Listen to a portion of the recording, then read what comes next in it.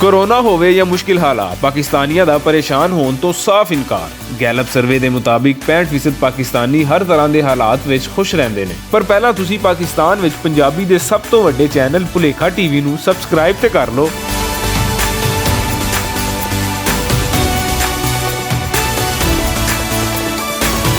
Corona की वजह तो मुआशी तौर पर मुश्किल हालात के बावजूद पाकिस्तानियों ने अपनी जिंदगी तो खुश होने का इजहार किया है। इस गल का पता पाकिस्तान में होने वाले एक सर्वे तो चलिया।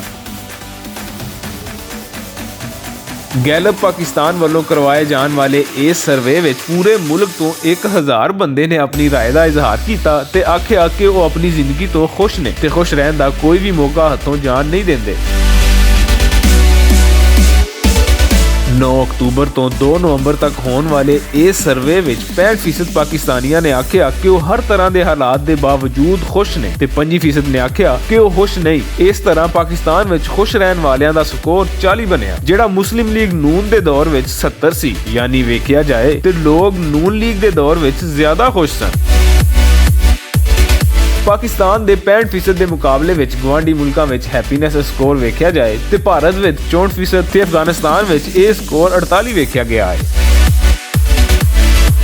दुनिया में सब तो ज्यादा यानी 85% लोग किर्गिस्तान में खुश ने, काजकिस्तान में 78%, कोलंबिया में 77%, अजरबैजान में 76% ते नाइजीरिया में 70% अवाम खुशबाश रह रहे हैं। दुनिया में सब तो ज्यादा ना खुश लोग -3 के स्कोर नाल शुमाली मकदूनिया में रहंदे ने।